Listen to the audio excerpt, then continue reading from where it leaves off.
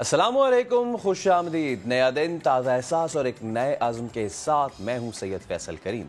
सियासत मईशत के साथ होगी सेहत की भी बात, तबसरे तज्जिया और बहुत कुछ होगा, लेकिन सबसे पहले जिक्र उस अहम दिन का जो हमारे मुल्क की तारीख में एक दाग की तरह, और एक नहीं वो दोहरा दाग है। 1971 हो या 2014, तारीख एक साल अलग, दोनों सानेहात दिलों को चीर देने वाले हैं। 16 दिसंबर 2014 को सानिया APS हुआ। क़यामत से पहले क़यामत के मनाजिर देखने में आए। सफ़ाक दहशतगर्दों ने 132 मासूम फूलों समेत 150 के करीब अफराद को गोलियों से छलनी कर दिया, पूरी कौम को रुला दिया। 16 दिसंबर 1971 को सकूत ढाका हुआ, इसने मुल्क को दोलख्त कर दिया। आज 16 दिसंबर 2021 है।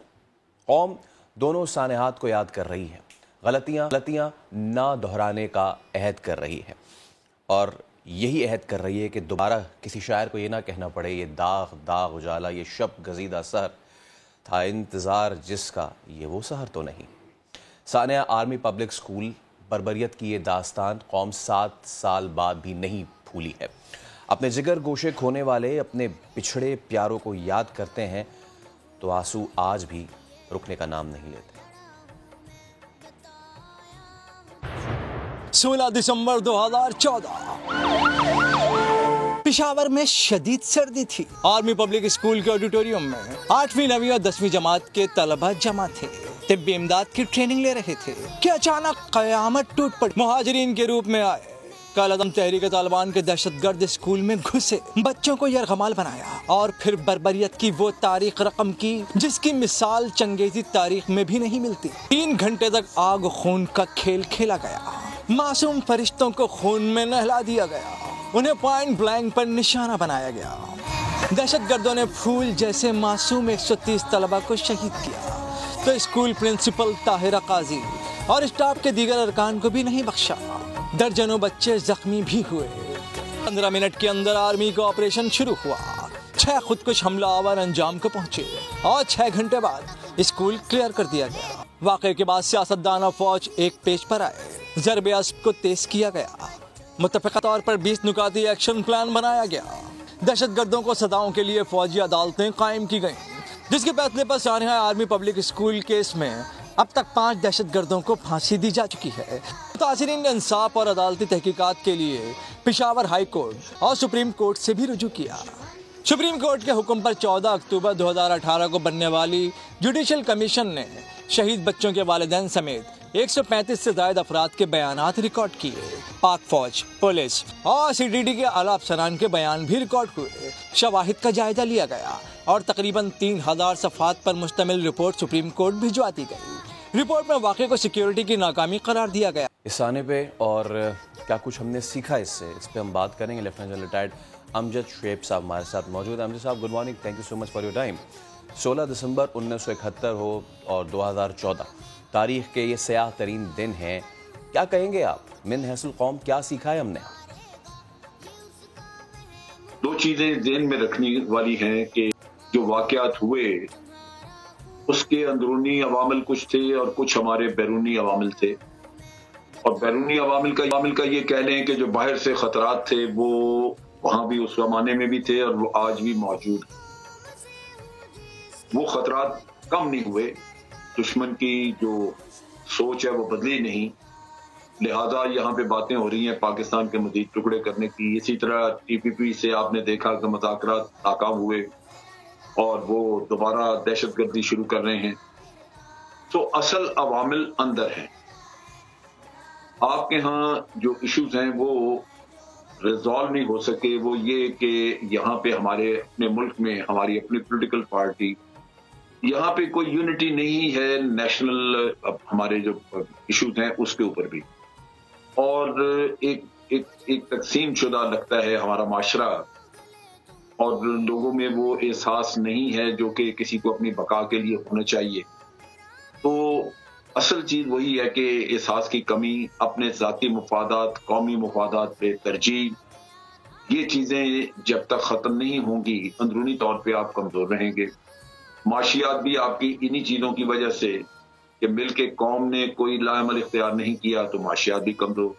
تو آپ بتدریج دن بدن کمزوری کی طرف بڑھ رہے ہیں. جیسے جیسے آپ کا معاشرہ، آپ کی پولیٹیکل سین جو ہے وہ ڈیوائیڈ ہو رہا ہے تو آپ کمزوری کی طرف بڑھ رہے ہیں. تو باہر کے خطرات تو اسی طرح ہیں، اس میں تو کمی نہیں ہے. لہذا سیکھنے کی بات یہی تھی کہ خطرات کا احساس کرتے ہوئے قومی یونٹی ایک ہوتی اور اخلاقیات اور سیاسی اصولوں کی بنیاد کے اوپر ایک ہمارا معاشرہ مل کے کام کرتا، ہمارے سیاستدان مل کے کام کرتے، وہ نہیں ہے. اپنے ذاتی مفادات کو آج بھی ترجیح دی جاتی ہے، اپنی پارٹی لیڈرشپ کو بھی وفاداری زیادہ دی جاتی ہے ملک کی وفاداری کے اوپر. تو یہ حالات جو ہیں یہ بہت عرصے تک نہیں چلا سکتے کسی بھی ملک کو یا سوسائٹی کو، ان کو بدلنا ہو. اچھا امجد صاحب، دہشت گردی خواہ وہ کسی بھی نوعیت کی ہو، کیا قوم آج بھی اسی طرح اس کے خلاف متحد ہے جیسے 2014 میں تھی؟ دیکھیے 2014 میں بھی اتحاد نہیں تھا. وہ بعد میں پھر ایک نیشنل ایکشن پلان بنی اور وہ جو انتہائی دلخراش، انتہائی تکلیف دہ واقعہ ہوا اے پی ایکس کا، آرمی پبلک اسکول کا، تو اس کے بعد کچھ وقت کے لیے احساس پیدا ہوا اور آپ نے دیکھا کہ قومی یکجہتی ہم میں پیدا ہوئی. لیکن وہ جو نیشنل ایکشن پلان بنائی گئی اس وقت جو احساس تھا اس سانحہ کی وجہ سے وہ آہستہ آہستہ فیڈ آؤٹ ہوتا گیا. یہاں تک کہ جو حکومت تھی خود اس کی بھی کمٹمنٹ جو ہے وہ کم ہوتی گئی. آپ کو یاد ہوگا کہ اس وقت کے وزیر اعظم نے کہا تھا کہ میں ہر مہینے یہ ایکشن اس کی کانفرنس کر کے تو پروگرس دیا کروں گا کہ نیشنل ایکشن پلان پہ کتنا کام ہوا ہے. لیکن انہوں نے اپنے پورے ٹینیور میں صرف ایک میٹنگ کی. اس سے یہی لگتا ہے کہ دوسرے معاملات جو چل رہے تھے ان کی اہمیت بڑھ گئی یا ان کی نظر میں وہ زیادہ اہمیت تھی، اور یہ جو سانحہ جس نے ہمیں متحد کیا تھا اس کی اہمیت وقت کے ساتھ ساتھ کم ہوتی گئی. تو یہ ایک مسئلہ ہے، جیسے میں نے پہلے بھی کہا کہ ہم عام اپنی ضروریات کو، اپنے عام مفادات کو جب قومی مفادات کے اوپر ترجیح دیتے ہیں تو پھر آپ کا فوکس ہٹ جاتا ہے اس چیز سے جس چیز کا تقاضا ہوتا ہے قومی نقطہ نگاہ سے. تو وہ جو آپ نے بات کی کہ کیا ہم اسی طرح دہشت گردی کے خلاف متحد ہیں، نہیں ہے. یہاں پہ اپوزیشن ہے وہ ہر وقت ایک ہی راگ الاپتی، حالانکہ ان کی اپنی نالائکیاں بے پناہ ہیں، لیکن وہ ہم حکومت گرا دیں گے، گرانے کا بھی کچھ نہیں ہوا اور سوائے انتشار اور فتور کے اور کچھ بھی نہیں ہوا. حکومت بھی کوئی ورکنگ ریلیشن شپ نہیں ڈیولپ کرنا چاہتی اپوزیشن سے. تو یہ کچھ ذاتی جھگڑے تو نہیں ہیں، یہ تو قومی معاملات ہیں. اس میں تو سوجھ بوجھ سے انسان کو متانت کے ساتھ آگے بڑھنا چاہیے، بجائے اس کے کہ وہ ایک ایسا دشمنی کا ماحول بنا کے بیٹھ جائیں تو دشمن اس سے فائدہ اٹھاتا ہے. سر یہ بھی بتائیں، سانحہ عامی پبلک اسکول میں کالعدم تحریک طالبان ملوث تھی. وہ دہشت گرد جو مہاجرین کی شکل میں آئے تھے، اب اس کالعدم جماعت سے مذاکرات ہیں، ان کی باتیں ہو رہی ہیں. بحیثیت دفاعی تجزیہ نگار کیا رائے رکھتے ہیں آپ اس پہ؟ دیکھیے بات یہ ہے کہ جہاں تک آرمی کا تعلق تھا، آرمی نے تو واضح کہا کہ یہ ایک سیاسی آپ کی ریکوائرمنٹ ہے، آپ بات کرتے ہیں کریں، لیکن آرمی پہلے بھی لڑ رہی تھی اور اب بھی لڑنے کے لیے تیار ہے. لہذا وہ چیزیں تو جہاں تک لڑنے کا تعلق ہے وہ بالکل تیار اور اس کے لیے ایک قوت ارادی موجود ہے. اصل مسئلہ یہ ہے کہ ان دونوں چیزوں میں جو مذاکرات کرنے یا نہیں کرنے میں آرگومنٹس تھیں جو کہ دونوں طرف سے آ رہی تھی، اور ان میں ایک آپ کہہ لیجئے کہ کلیش تھا، ایک آرگومنٹس میں تضاد موجود تھا. لیکن تھی افغان طالبان جو کہ آج جن کی سرزمین پہ وہ تھے، جن کے ذریعے ہم نے سارا اس کا کلا کما کرنا ہے، ختم کرنا ہے جو بھی، تو ان کی سوچ یہ تھی کہ انہوں نے بھی اپنے ملک میں عام معافی دی ہے تو آپ بھی طالبان سے بات کریں. لیکن ہمارا موقف یہ تھا کہ بات کرنے میں کوئی حرج نہیں، لیکن بات ہوگی آئین پاکستان کے اوپر اور قوانین پاکستان کے اوپر. اگر کوئی شخص آئین مانتا ہی نہیں تو بات اس سے کیا کیا جائے گی، اس سے بات تو آگے بڑھ ہی نہیں سکتی، کیونکہ کوئی ایک آدمی یا کوئی 1000 2000 3000 اپنی خواہشات یا اپنی سوچ کو مسلط نہیں کر سکتے 22 کروڑ لوگوں کے اتحاد کے اوپر یا ان کی اتفاق رائے کے اوپر. تو ہمارا آئین جو ہے وہ 22 کروڑ لوگوں کی اتفاق رائے کا مظہر ہے، اور آپ یہ نہیں کہہ سکتے کہ جناب وہ 2-2.5 ہزار جو طالبان ادھر بیٹھے ہیں وہ جو وہ کہتے ہیں وہ کر دیا جائے، تو وہ نہیں ہوگا. لہذا مذاکرات آپ کہہ لیجئے کہ تقریباً ناکام ہو گئے. لیکن یہ بتمام حجت جو کہ آپ کو باہر سے ہیلپ مل رہی ہے، ان کی خواہش تھی تو یہ کیا. اب جو اس کے خلاف اور اس کے حق میں بیان حق میں تو یہی تھا کہ جناب مذاکرات کر لیں، اس وجہ سے کہ کیا کل کو پھر کوئی ثانیہ IPS ہو جائے، اس طرح کا ہو جائے تو آپ اس کے منتظر ہیں. جنگ تو ختم نہیں ہوئی، وہ بھی باہر سے بیٹھے کر رہے ہیں. تو ثانیہ بچنے کے لیے بہتر ہے کہ آپ نے طالبان کو کمزور کر دیا، بہت کمزور کر دیا. اب ان سے بات بھی کر لیں. لیکن دوسری طرف یہی آپ جیسے آپ بات کر رہے ہیں، یہ بھی آرگومنٹ ہے کہ جن لوگوں نے صرف جرائم کی ہیں، بے گناہ لوگوں کو مارا ہے، بچوں کو مارا، کیا ان سے بات ہونی چاہیے؟ تو ان سے بات نہیں ہونی چاہیے. تو اس طرح کا تھا. لیکن بہر صورت اب لگتا یہی ہے کہ بات چیت نہیں ہو رہی، اور تقریباً وہ سیز فائر جو انہوں نے کی تھی وہ ختم کر دی. اور میرا اپنا اندازہ اور میری سوچ بھی یہی ہے کہ حکومت پاکستان کو افغان طالبان کے اوپر دباؤ ڈالنا چاہیے کہ یہ آپ کی ذمہ داری ہے، آپ ان کو ماریں، ختم کریں، جو بھی کریں، دہشت گردی آپ کی طرف سے نہیں ہو. اور خود جو ہمارے ملک میں آلریڈی مہاجرین کی شکل میں آ چکے ہوئے لوگ، ان کے لیے ہمیں لڑنا ہوگا اور ان کو ختم کرنا ہوگا. اچھا، ہمارے ساتھ ہی ایسا موجود رہیے کہ جب بھی APS کا ذکر آتا ہے تو اس میں جو ایک اسٹینڈ آؤٹ ہیرو کیریکٹر تھیں وہ پرنسپل تھی طاہرہ قاضی، جنہوں نے اپنی جان پہ کھیل کے کوشش کی کہ وہ دہشت گردوں کا مقابلہ کر سکیں. بہت شکریہ پروگرام میں وقت دینے کے لیے، تھینک یو سو مچ. اور کیا کہیں گے، آج اتنے سال بیت گئے ہیں اس چیز کو. یقیناً آپ کی جو بہن ہے وہ ہم سب کے لیے ہمارا سرمایہ افتخار ہیں، ہمارا پرائیڈ ہیں. جس وقت آپ مجھے بتائیے گا، تھوڑا سا ریلیو کیجیے گا اس مومنٹ کو جس وقت ساری چیزیں ہو رہی تھیں اور جب آپ کو پتہ چل رہا تھا، کیا کچھ ہو رہا تھا اس دن، اگر تھوڑا سا آپ مجھے بتا سکیں. بسم اللہ الرحمن الرحیم. First of all thank you so much جی فار انوائٹنگ. دوسرا یہ ہے کہ جو اس دن کا واقعہ تھا، اگر آپ اس لحاظ سے دیکھیں تو آئی تھنک وہ ایک ایسا دن تھا جو ختم ہی نہیں ہو رہا تھا. وہ جب صبح 10:30 بجے جب وہ ہمیں پہلا کال آیا کہ جی اس طرح کا انسیڈنٹ ہو گیا ہے، سے لے کر وہ ایک ڈیڈ باڈی کو چیک کرنا CMH میں، ایک ڈیڈ باڈی کو چیک کرنا LRH میں، ایمبولینسز کا کنٹینیوس نوائز، بلڈ کالز، وہ ایک ایسا دن تھا جو کہ آئی ڈونٹ نو کہ قیامت کا دن کیسا ہوگا، لیکن وہ بھی کسی قیامت کے دن سے کام نہیں تھا. ایک پورا پشاور پہ ایک عجیب سا سما تھا. اینڈ میں اس اسکول کا خود اسٹوڈنٹ رہ چکا تھا 7 سال، اور اس یونیفارم میں بچوں کو آتے ہوئے دیکھنا، ان کو شہید ہوتے ہوئے دیکھنا. ہماری والدہ کی ڈیڈ باڈی تو رات کو 8-8:30 بجے تک ہمیں ملی تھی، تو وہ سارا دن ہم ایمبولینس چیک کرنا، ایک باڈی چیک کرنا کہ کہیں یہ تو نہیں ہے. اور پھر اس کا وہ سب سے بڑا ایک پینفل وہ کہ ہر والد، ہر والدہ جو ہے، ہر بہن بھائی اس ہاسپٹل پہنچتے ہیں لوکنگ اپنی قسمت آزمانے کے لیے کہ آیا وہ جو اتنی لمبی لسٹ آ رہی ہے ادھر، یا جو ہر ایمبولینس میں اتنی چیز آ رہی ہے، اس میں کہیں اس کا جو بچہ ہے یا اس کی جو بہن ہے یا اس کا جو بھائی ہے وہ بچ گیا، وہ نہیں بچا. وہ اگر بچ گیا ہے تو وہ کدھر ہے، اگر وہ نہیں بچا تو اس کی باڈی میں کہاں ڈھونڈوں. وہ اس ہسپتال میں ملے گی یا وہ دوسرے ہسپتال میں ملے گی، میں ایک ہسپتال سے دوسرے ہسپتال جاؤں گا کیسے. اگر میرا بھائی بہن جو ہے وہ بچ گیا ہے، اس کو خون کی ضرورت ہے، اب اس کو خون ارینج کرنے کی ضرورت پڑے گی. تو وہ ایک ایسا دن تھا جو کہ جو بھی اسکول سے وابستہ تھا یا جو نہیں بھی تھا، وہ ایک پورا پینک کا سچویشن تھا کہ یہ ختم کہاں ہوگا، کیونکہ یہ کسی نے سوچا نہیں تھا کہ ایسا ہوگا. تھریٹس ملتی تھیں، میری والدہ کو بہت سارے تھریٹس مل چکے تھے اس سے پہلے، اس واقعے سے پہلے ایک آدھ دفعہ اٹیمپٹس بھی ہو چکے تھے. اللہ کا شکر ہے کہ وہ نہیں ہو سکا اس کا کچھ. لیکن جب یہ ہوا تو ایوری بڈی واز الارمڈ کہ مطلب یہ کیسے ہو گیا اور ابھی ختم کہاں ہوگا.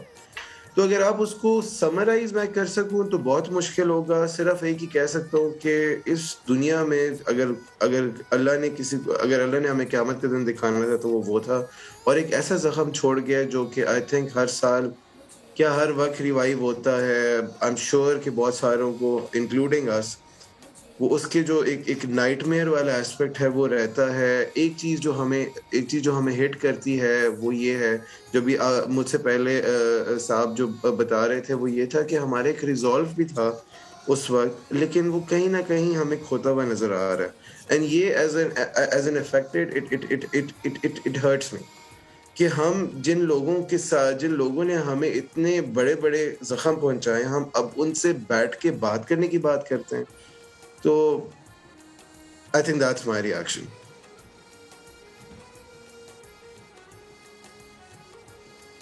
آزوں میں ان دکھوں کا ازالہ نہیں کر سکتے, لیکن ہماری ٹیم ہمیشہ اس دکھ میں آپ کے ساتھ کھڑی ہے. آپ نے ایک بڑی امپورٹنٹ بات کہ آپ نے کہا کہ آپ کی والدہ کو تھریٹس ملتے تھے. پلیز اگر آپ بتا سکیں ہمارے پلیٹ فارم کے تھرو کہ وہ تھریٹس کس حوالے سے تھے, چونکہ وہ ہم نے دیکھا کہ جن کی پرسنالٹی تھی اور جس جرت سے اور جس بہادری سے انہوں نے مقابلہ بھی کیا, وہ بھی اس کی بھی کہانیاں ہم نے سنی ہیں. یقیناً جتنے مرضی سال گزر جائیں یہ نقش ہمارے دلوں پہ ہمیشہ رہیں گے. تو پلیز ذرا اگر آپ ایکسپلین کر سکیں ان تھریٹس کے بارے میں. دیکھیں, جنرلی کہا جاتا ہے کہ اس دن جس دن یہ واقعہ ہوا اس دن سے 2-3 مہینے پہلے تھریٹ ملا تھا, لیکن سیکیورٹی ایجنسیز نے اس کو زیادہ سیریسلی نہیں لیا. بہت کم لوگوں کو اس بات کا اندازہ ہے کہ اس سے جب سے یہ دہشت گردی اپنے پیک پہ پہنچی تھی, اس اسکول کو ہر طرح کے انسیڈنٹس کا, ہر طرح کے کیا نام ہے تھریٹس کا سامنا پڑا. ہمیں کافی دفعہ, جب میں خود وہاں پہ اسٹوڈنٹ تھا, ہم نے دیکھا ہے کہ آل آف اے سڈن صبح سکون تھا اور دوپہر تک ایک بہت ہیوی ڈپلائمنٹ آف آرمی پورے اسکول میں ہو جاتی ہے.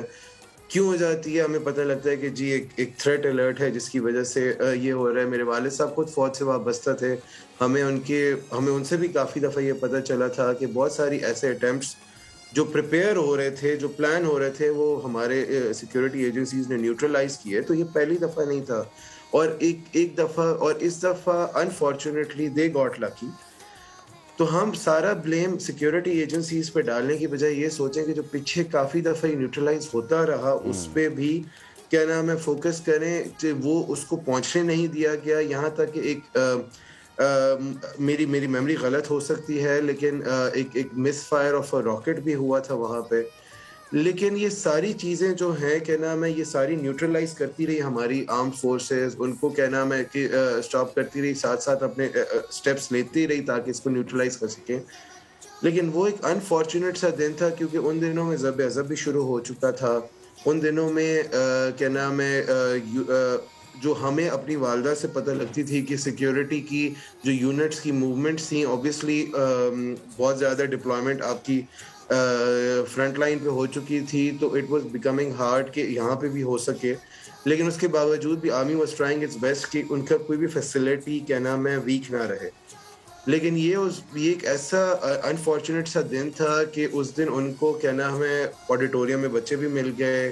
اس دن ان کو کیا نام ہے, جو کہ میں یہ کہوں گا کہ it was already pre planned, lot of information was shared, لیکن یہ والا تھریڈ جو تھا یہاں پہ تھوڑا سا I mean they got the plus point and they were able to do what they were able to do. لیکن اس کے باوجود بھی میں یہ کہوں گا کہ جو جتنا امپیکٹ وہ کرنے آئے تھے اتنا امپیکٹ وہ پھر بھی نہیں کر پائے, کیونکہ اگر آپ وہاں پہ بچے دیکھیں تو وہ جتنے زیادہ بچے تھے اور جتنے زیادہ وہاں سے بچ کے نکل پائے ان حالات کے باوجود, اس کا اللہ کا شکر ہے. اور جو گئے ان کو میں شہید تو کہوں گا, لیکن میں اس کو ایسا بھی کہوں گا کہ یہ ایک ہمارا ایک جینوئن فیلئر بھی تھا ایز اے کنٹری, کہ ہم نے حالات ایسے ڈیولپ کیے کہ ان دہشت گردوں کو جنہوں نے اتنے ایسے عزائم کے ساتھ اس اسکول کی طرف آئے, ان کو لوکل ہیلپ ملی because they bought the ideology جو کہ وہ ٹیررسٹ سیل کرنے آ رہے تھے, اور وہ ان کو پراپر ریکی کا ٹائم ملا. They could be identified. As a society, we failed our children the other day. Yes, the security agencies could not do that. Lekin as a society, we failed our children that day.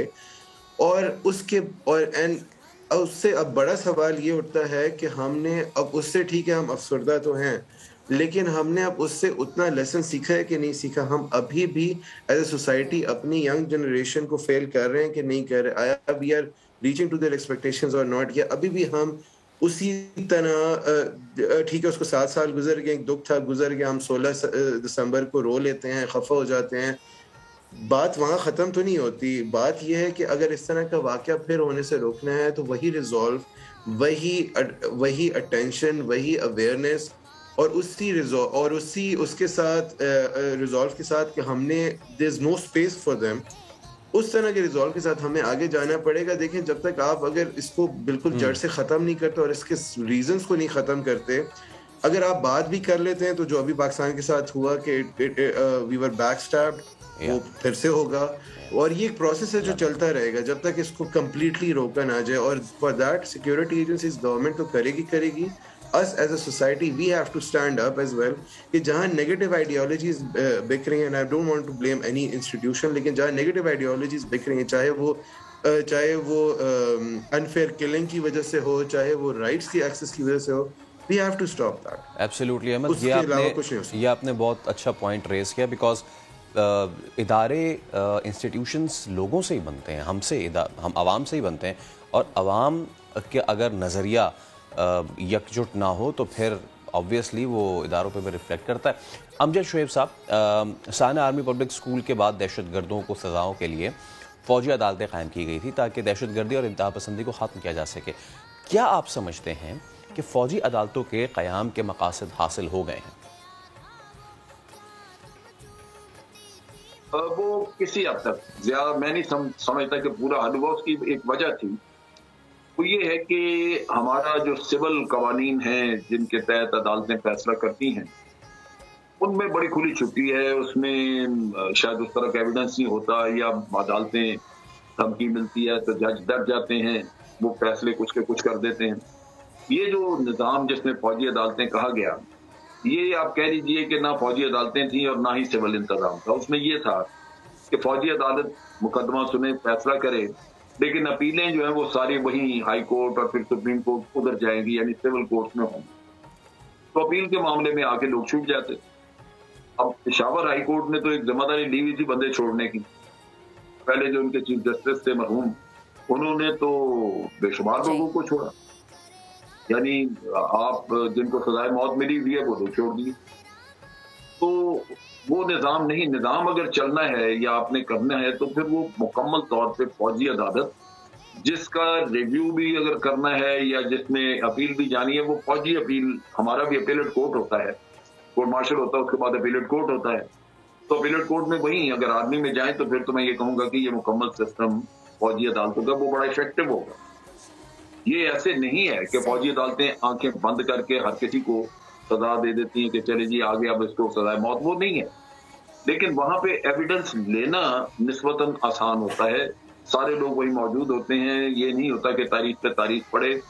سب محفوظ ہوتے ہیں، سب کو تحفظ دیا جاتا ہے، اور پھر کھل کے بات ہوتی ہے. اور ان چیزوں پہ اوپر آپ اگر سول میں لے کے جائیں تو لوگ بھاگ جاتے ہیں. لوگ گواہی نہیں کوئی دیتے، وہ کہے گا یہ مجھے مار دیں گے. تو اس وجہ سے یہ سسٹم جو چلا وہ تھوڑا بہت کامیاب رہا، اس وجہ سے کہ کم از کم ٹرائل کورٹ کے لیول پہ سزائیں ہوتی رہیں، لیکن بعد میں لوگ چھوٹتے رہے. اب جو ہے وہ فوجی عدالت اتنی بھی نہیں ہے، تو اب تو کسی کو بھی سزا دینا. اگر آج ٹی ٹی پی کے لوگ پکڑے جائیں تو میرا خیال ہے کہ وہ 100% چھوٹ جائیں گے. کہ آپ ایویڈنس کہاں سے لے کے آئیں؟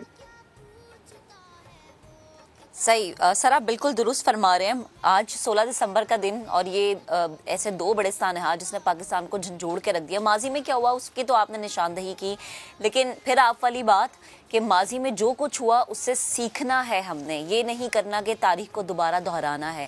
نوجوان جو اس وقت ہمیں دیکھ رہے ہیں ان کے لیے کیا پیغام ہے آپ کا؟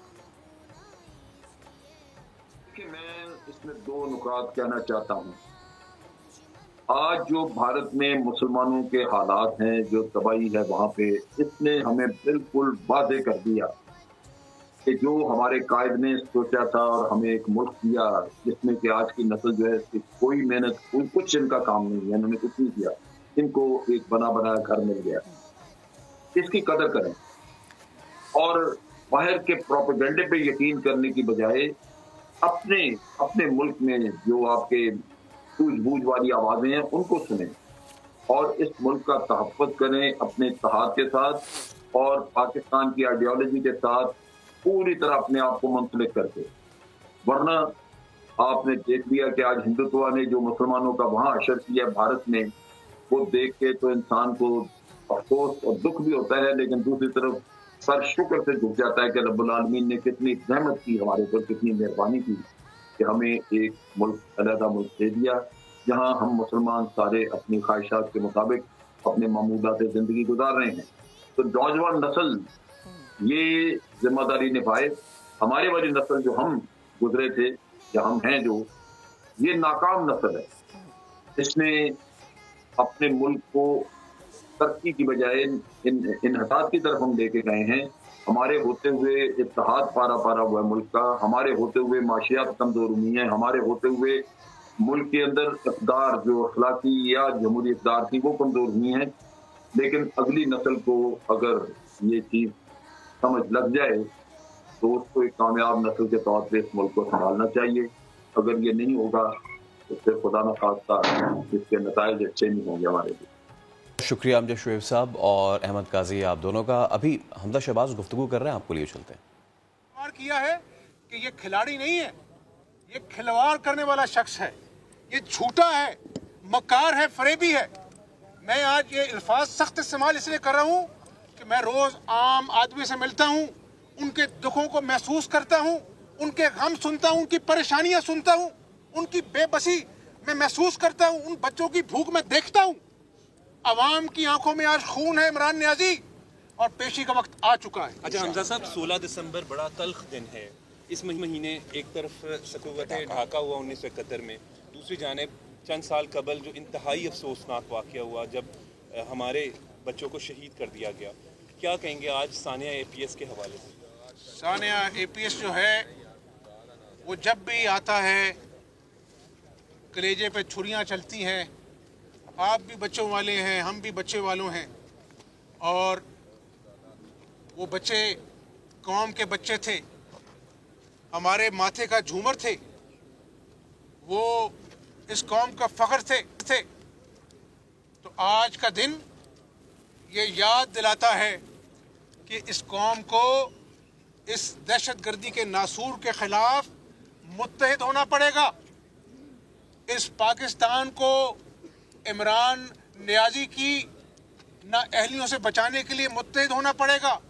مجھے آپ یہ بتا دیں، اپنے دل پہ ہاتھ رکھ کے میں قوم سے پوچھتا ہوں کہ جب قائد حزب اختلاف، تمام پارلیمانی لیڈر کسی اہم داخلی امور پر پارلیمنٹ میں بیٹھتے ہیں، فوج کا سربراہ آتا ہے، یہ ملک کا جو وزیر اعظم ہے یہ وہاں پہ موجود نہیں ہوتا، یہ غائب ہو جاتا ہے، یہ پتلی گلی سے نکل جاتا ہے.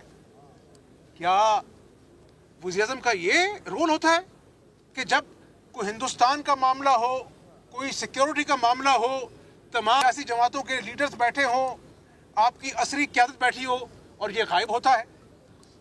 یہ میں اس لیے کہتا ہوں کہ یہ کھلنڈرا ہے، یہ کھلاڑی نہیں ہے، یہ کھلنڈرا ہے. اس نے قوم کے ساتھ کھلواڑ کیا ہے. اور آج ایک سیاسی ورکر کے ناطے ثانیہ APS کا سبق یہ ہے کہ ہمیں نیشنل ایکشن پلان پر کام کرنا ہے. تمام سیاسی جماعتوں کو، تمام سٹیک ہولڈرز کو ساتھ لے کر کام کرنا ہے. آج آپ دیکھ لیں افغانستان میں ایک سب سے بڑا کرائسس، ہیومن کرائسس جو ہے وہ بن رہا ہے. اس کا جو ڈائریکٹ، اس کا جو امپیکٹ ہے، اس کے اثرات پاکستان کی معیشت میں مرتب ہوں گے، پاکستان کی سیکیورٹی میں مرتب ہوں گے. اس آدمی نے، مجھے آپ بتا دیں، 4 سالوں میں حمزہ شہباز گفتگو کر رہے تھے اور آج کے دن کے حوالے سے بھی انہوں نے اپنی آراء کا اظہار کیا. ابھی ایک بریک لیں، بریک کے اس پر حاضر ہوں گے تو ایک اور بہت ہی داغدار دن ہے ہماری تاریخ کا، اس پہ بھی بات کریں گے. ہمارے ساتھ ہی رہیے گا.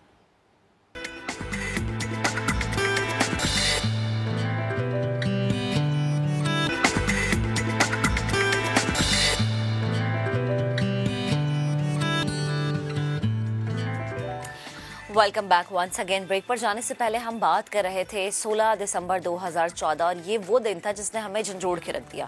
لیکن 16 دسمبر 1971 کو اگر ہم یاد کریں تو یہ بھی وہ دن ہے جس نے بہت ساری یادیں ہم سے جوڑے رکھی ہیں، اور یہ وہ دن ہے جس سے ہمیں بہت کچھ سیکھنے کا موقع ملتا ہے. 16 دسمبر 1971 سقوط ڈھاکہ کا دن، اپنی غلطیوں سے سیکھنے کا دن، یہ سمجھنے کا دن کہ اب کسی پہ اعتبار نہیں کرنا. وہ ملک جس کو بہت زیادہ قربانیوں سے ہم نے حاصل کیا اور جب وہ ٹوٹا تو اس کے ٹوٹنے کی جو یادیں ہیں وہ آج بھی تازہ ہیں. لیکن افسوس کی بات یہ ہے کہ اس کے پیچھے محرکات, اس کے پیچھے سازشیں, کون تھا جس نے پاکستان کو 2 حصوں میں تقسیم کر دیا, کون تھا جس نے ہمارے وطن کا ایک اہم اٹوٹ انگ ہم سے جدا کر لیا, یہ آج تک سمجھ میں نہیں آئی. اور اس سے زیادہ افسوس کی بات یہ ہے کہ کبھی کسی نے ذمہ داری قبول نہیں کی. اس میں ہم گفتگو کریں گے, لیکن پہلے آپ کو ایک رپورٹ دکھاتے ہیں. ہم کے ٹھہرے اجنبی اتنی بداراتوں کے بعد خون کے دھبے دھبے دھلیں گے کتنی برساتوں کے بعد.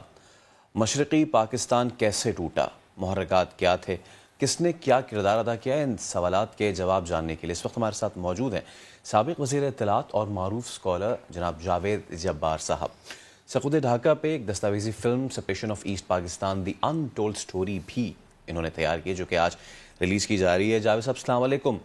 سب سے پہلے تو یہ بتائیے کہ زبان, ثقافتی تسلط, حق تلفی یا کوئی سازش, یہ مشرقی پاکستان کے بنگلہ دیش بننے کے پیچھے کیا کیا عوامل کار فرماتے ہیں؟ شاید آپ نے ذکر کیا زبان کا تعلق ابتدائی 9 سال رہا. آئین 1956 کا آئین, اس نے پھر جا کر تاخیر سے بنگالی اور اردو کو یکساں درجہ دیا ریاست کے 2 آفیشیل لینگویجز کے طور پر, لیکن بہت نقصان اور دکھ پھیل چکا تھا ان 9 سال میں, اور وہ بھی ایک عنصر بنا. تو جب یہ دوریاں پیدا ہوئیں آزادی کے بعد, یقیناً زبان پہلا اثر تھا, اور دوسرا تھا کہ کیونکہ مشرقی پاکستان کو دانستہ طور پر برطانوی سامراج دور میں, نوآبادیت کے دور میں پسماندہ رکھا گیا تھا, تو 1947 میں جب پاکستان کا آغاز ہوا تو ویسے ہی مشرقی بنگال اور مشرقی پاکستان زیادہ پیچھے تھا کئی اعتبار سے. صنعت کے اعتبار سے آپ دیکھ لیں, جوٹ جو کہ بہت اہم پیداوار تھی دیہی اکانومی کی, وہ اس کے سارے فیکٹریز مغربی بنگال میں تھے جہاں پر ہندو کی اکثریت تھی, اور ساری جوٹ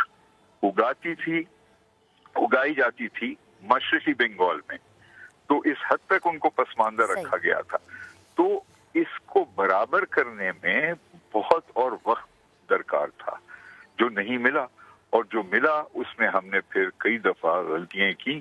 3 وزرائے اعظم جن کا تعلق مشرقی پاکستان اور بنگال سے تھا, ان کو ہم نے برطرف کیا. اس میں خواجہ ناظم الدین تھے, محمد علی پوگرا تھے, اور حسین شہید سہروردی تھے. پھر 1969 میں جب ایک بہت اہم مرحلہ آیا, باوجود 6 پوائنٹس کے, جب صدر ایوب خان نے استعفیٰ دیا تو انہی کے دیے ہوئے آئین کے تحت انہیں منتقل کرنا چاہیے تھا اقتدار, جو منتخب اسپیکر قومی اسمبلی اس وقت کے تھے جن کا نام تھا عبدالجبار خان, اور ان کا تعلق مشرقی پاکستان سے تھا. بجائے اپنے ہی آئین پر پابند رہتے وہ, انہوں نے اٹھا کر اقتدار دے دیا اس وقت کے فوج کے کمانڈر ان چیف کو, جنرل یحییٰ خان کو, جن کا تعلق مغربی پاکستان سے تھا. تو تصور اور زیادہ زور پکڑا مشرقی پاکستان میں کہ یہ مغربی پاکستان آئین کی بھی عزت نہیں کرتا کہ ہمارے منتخب نمائندے کو اقتدار دینے کے بجائے پھر ایک مغربی پاکستان کے فوجی افسر کو دیا گیا. تو یہ سارے پروسیس آف ڈسکریمنیشن, امتیازی رویہ, بہت حد تک اس میں مبالغہ آرائی کی گئی انڈیا کی مدد سے, بالخصوص 65 کی جنگ کے بعد. لیکن اس میں ہماری غلطیاں ضرور تھیں, اور پھر اس طرح کی غلطیوں کی وجہ سے 1971 کا کرائسس. صحیح. سر, سقوط ڈھاکہ سے آپ کو کیا لگتا ہے ہم نے بحیثیت قوم کیا چیز سیکھی ہے, اور کیا چیز ایسی ہے جو کہ سیکھنا لازم بھی ہے؟ چاہتا ہوں کہ جہاں پر جنرل یحییٰ خان کو درست طور پر ذمہ دار ٹھہرایا جاتا ہے بڑے غلط فیصلے کرنے کے لیے, لیکن یہ یاد رہے کہ انہوں نے 3 بہت اہم مثبت فیصلے کیے, بہت مثبت.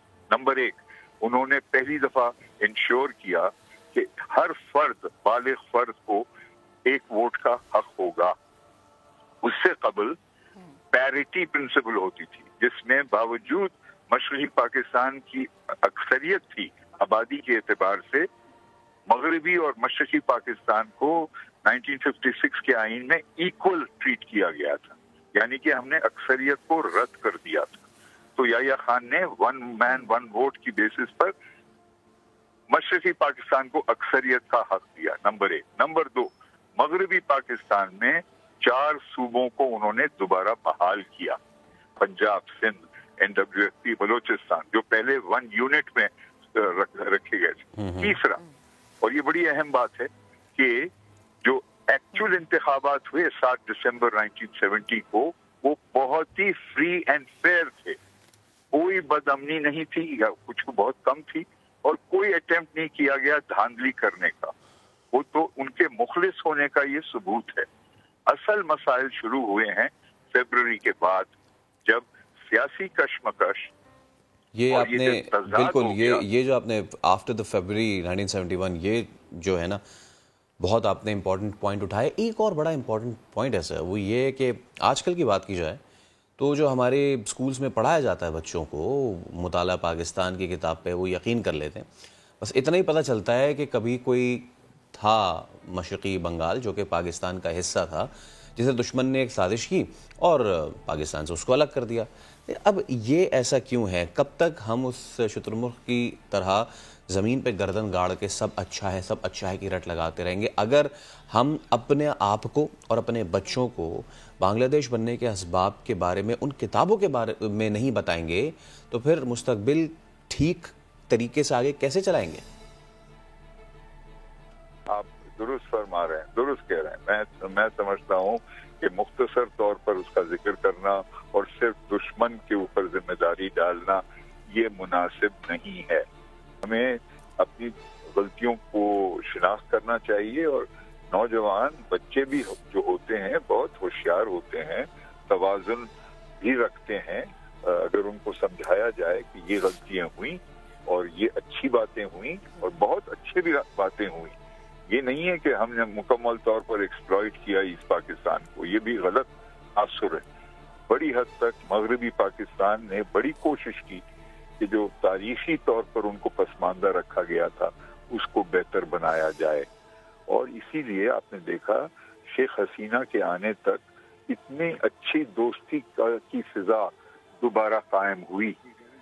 2.5 साल के अंदर अंदर बांग्लादेश के बनने के, जब ज़ेडे भुट्टो पहली दफा गए ढाका 1974 में जुलाई में, हजारों लाखों लोग सड़कों पर निकल आए पाकिस्तान जिंदाबाद के नारे लगाते हुए, और उनके जाती शख्सियत के बारे में जिंदाबाद कहने के बारे में।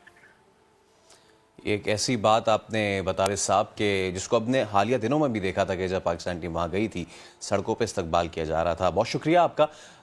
आगे बढ़ने से पहले एक ब्रेक लेते हैं, हमारे साथ ही रहिएगा।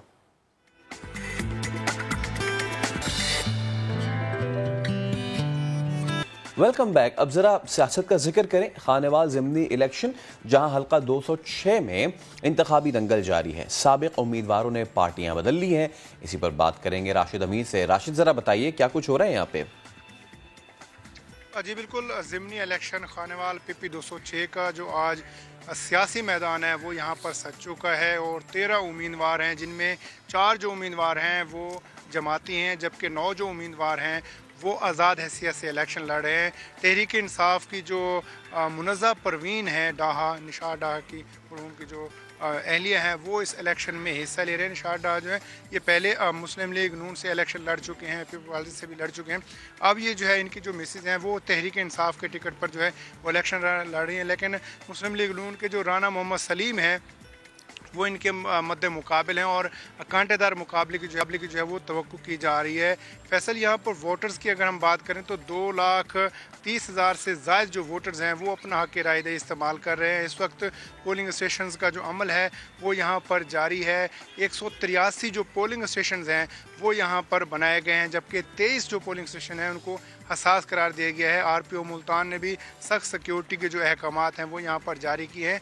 पुलिस के 3,000 से ज़ायद जो जवान जवान हैं वो यहाँ पर सिक्योरिटी के फ़राइज़ सर अंजाम दे रहे हैं। इसके अलावा जो हसास पोलिंग स्टेशन जैसे कि बताया मैंने आपको, वहाँ पर रेंजर्स भी यहाँ पर तैनात की गई हैं और जो वोटर्स हैं वो यहाँ पर आ रहे हैं, अपना वोट कास्ट कर रहे हैं। और सुबह 8 बजे ये पोलिंग का अमल शुरू हुआ था और आज शाम 5 बजे तक जो है बिला तातुल जो है ये पोलिंग का अमल जारी रहेगा। जी फैसल। अच्छा, इससे पहले राशिद ये कुछ भी हुआ था कि यहाँ पे इतनी गर्मा गर्मी हो गई थी दोनों पार्टियों के बीच के पर्चा कट गया था, FIR हो गई थी।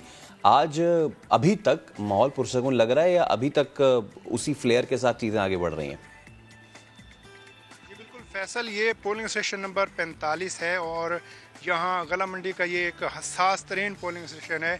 2013 का जो इलेक्शन हुआ था यहाँ पर ही काफ़ी ज़्यादा जो है लड़ाई झगड़े देखने में आए थे, तो उस चीज़ को मद्देनज़र रखते हुए जो है तमाम जो सिक्योरिटी जो महकमे हैं, सिक्योरिटी के जो इदारे हैं वो यहाँ पर जो है काफ़ी ज़्यादा मुतहरक दिखाई दे रहे हैं, क्योंकि यहाँ पर पुलिस के अलावा जो है रेंजर्स भी काफ़ी यहाँ पर तैनात की गई है ताकि किसी किस्म का जो नाखुशगवार वाक़यात हैं उनसे जो है वो बचा जा सके। और माजी में जो है यहाँ पर काफ़ी लड़ाई झगड़े देखने में आए थे, लेकिन अब जो है सुबह 8 बजे पोलिंग का अमल शुरू हुआ था, अब 2 घंटे जो है इससे गुजर चुके हैं, लेकिन अभी तक जो है ये पोलिंग स्टेशन जो है पुरअमन दिखाई दे रहे हैं। लेकिन खदशा यही जाहिर किया जा रहा है क्योंकि ज़्यादातर जो पोलिंग स्टेशन हैं खानेवाल के ये PP 206 के वो शहरी हदूद में हैं, तो यहाँ पर काफ़ी हसास भी हैं, तो इंतज़ामिया जो है और जो सिक्योरिटी के जो इदारे हैं वो भी काफ़ी मुतहरक जो है वो दिखाई दे रहे हैं।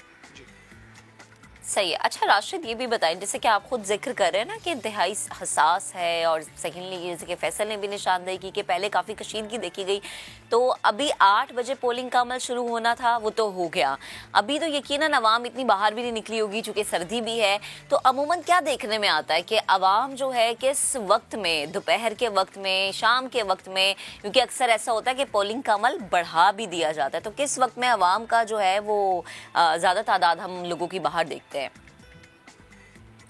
देखिए, जब सुबह के वक्त जब पोलिंग का अमल 8 बजे शुरू हुआ तो काफ़ी धुंध थी और दर्जा हरारत भी काफ़ी कम था, बहुत ज़्यादा सख्त सर्दी थी। जनूबी पंजाब में कुछ दिनों से जो है वो धुंध का राज है, तो टर्न आउट जो है अभी कुछ कम दिखाई दे रहा है, लेकिन जैसे जैसे वक्त गुजरता जाएगा 12, 1, 2 और 3 के दरमियान जो है ये जो वक्त होता है यहाँ पोलिंग स्टेशन पर काफ़ी गहमा गहमी दिखाई दी जाती है। लेकिन इस वक्त भी जो है यहाँ पर एक हिस्सा जो है वो मुख्तस किया गया है ख़वातीन का, जबकि दूसरा जो हिस्सा है यहाँ पर मुख्तस किया गया है मर्दों का। मुश्तरका पोलिंग स्टेशन है, तो ज़्यादा टर्न आउट जो होता है, जो वोटर्स होते हैं वो यहाँ पर निकलते तो हैं वोट कास्ट करने के लिए, लेकिन सुबह के वक्त कुछ कम दिखाई दे रहे हैं। लेकिन 12, 1, 2 और 3 के दरमियान जो है काफ़ी रश यहाँ पर देखने में आता है।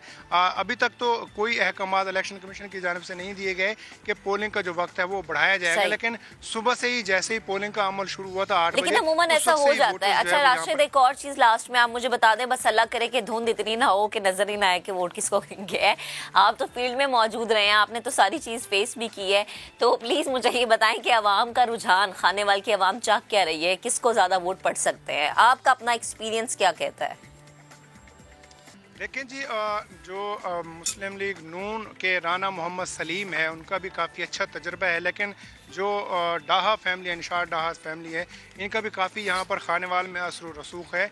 जो मुनज़्ज़ा परवीन साहिबा हैं वो अब तक जो है देखा जो जा रहा है उनका पलड़ा अभी भारी दिखाई दे रहा है, लेकिन ये सियासत है, कहना अभी हतमी जो है वो कबल अज़ वक्त है, क्योंकि जब वोट कास्ट होंगे, जब टर्न आउट होगा तो उसके बाद ही पता चलेगा। लेकिन अभी तक जो हमदर्दियाँ हैं और जो मुकाबला देखने में आ रहा है वो पीपल्स पार्टी का जो मुस्लिम लीग नून के राना मोहम्मद सलीम है और तहरीक इंसाफ की जो है खातून उम्मीदवार, उनके माबैन देखने में आ रहा है। लेकिन लग यही रहा है कि इन दो उम्मीदवारों के दरमियान जो है कांटेदार मुकाबला होगा, जबकि तहरीक लबैक और पीपल्स पार्टी के उम्मीदवार भी मद्दे मुकाबिल हैं। लेकिन जो वोटर्स का जो रुझान देखने में आ रहा है वो सिर्फ यही अभी तक जो हमें देखने में मिला है कि जो सियासी हमदर्दियाँ हैं वो भी जो है तहरीक इंसाफ के साथ ही देखने में आ रही हैं। राशिद, बहुत शुक्रिया आपका।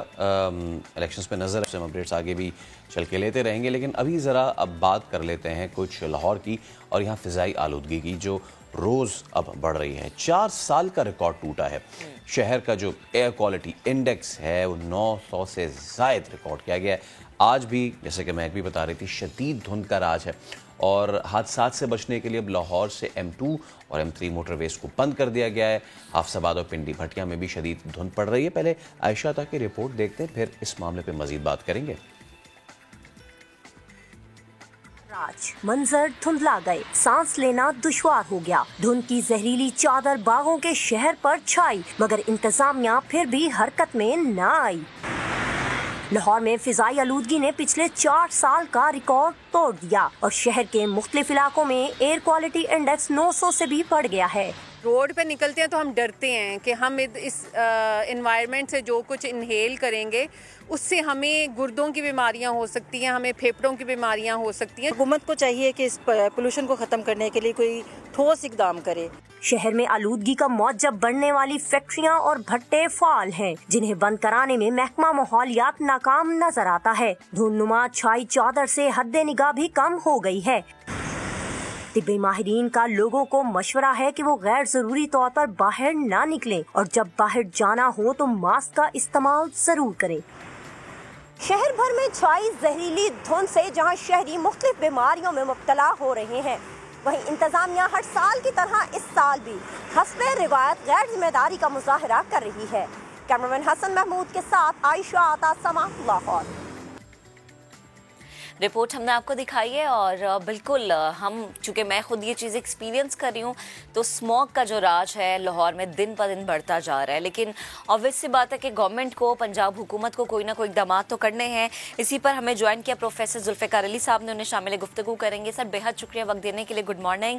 آپ کی بھی یقیناً مارننگ جو ہے وہ دھندلی ہوئی ہوگی کیونکہ لاہور میں ایئر کوالٹی انڈیکس انتہائی برا ہے. کل تو 4 سالہ ریکارڈ ٹوٹا ہے اور آپ سے بھی بات کریں گے. لیکن شاہین سے اس وقت اگر ہم صورتحال جان لیں تو ہمیں آپ سے گفتگو کرنے میں زیادہ آسانی ہوگی. شاہین پلیز آپ بتائے گا اس وقت, چونکہ لاہور کا موسم میں نے تو خود ایکسپیرینس کیا ہے, لیکن جو لاہور کے باہر بیٹھے لوگ ہمیں دیکھ رہے ہیں, آپ کے پاس کیا ڈیٹیلز ہیں ان کے لیے؟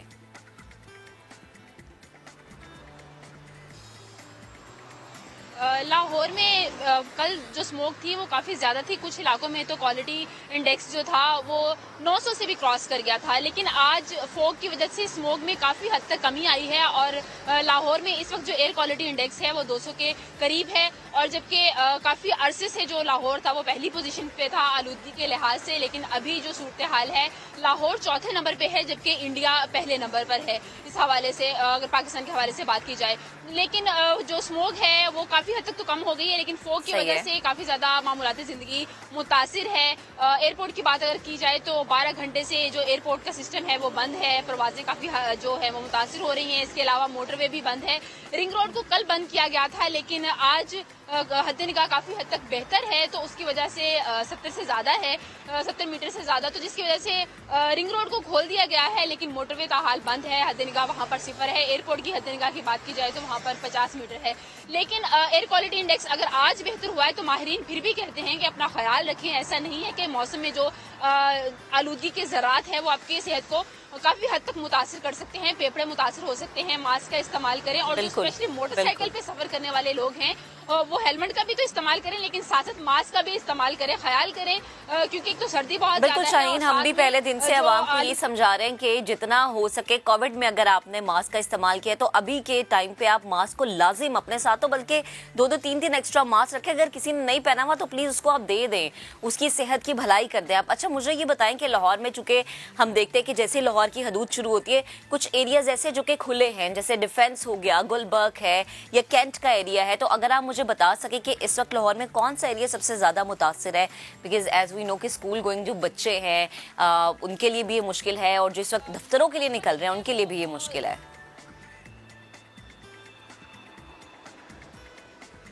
گلبرگ کی بات کی جائے, میں اگر گلبرگ کی بات کریں تو گلبرگ میں 300 سے زائد ہے اور کوٹ لکھپت جو ہے وہ 2nd نمبر پر ہے. وہاں پر بھی 350 کے قریب جو اسموک کا ہے ایئر کوالٹی انڈیکس وہاں پر جو اس کی شرح ریکارڈ کی گئی ہے وہ 350 کے قریب ہے. یہ دو علاقے جو ہیں وہ سب سے زیادہ متاثر ہیں. اس سے پہلے کل جو ہم نے شدت دیکھی تھی تو مال روڈ پر زیادہ تھی اور کوٹ لکھپت میں تھی, لیکن آج صورتحال کافی زیادہ مختلف ہے. لاہور کی آلودگی کی شرح کافی حد تک کم ہوئی ہے. تو ابھی فی الحال باقی جو ایریاز ہیں وہاں پر ایئر کوالٹی انڈیکس جو ہے وہ 100, 150 اور 200 کے قریب ہے, لیکن کوٹ لکھپت اور مال روڈ اور جو تیسرا گلبرگ ہے یہ 3 ایریاز ہیں جہاں پر 300 سے زائد شرح ریکارڈ کی گئی ہے. اچھا شاہین، لاہور کے داخلی اور خارجی راستوں کی کیا صورتحال ہے؟ کیونکہ کل تو ہم نے دیکھا کہ ڈیفنس چوک بھی بند ہے، دیگر جو علاقے لاہور کے اندر جو بلکہ میں کہوں کہ سڑکیں ہیں وہ بھی بند کر دی گئی تھی، تو ابھی اگر ہم داخلی اور خارجی راستوں کی صورتحال پہ بات کریں تو وہ کیا ہے؟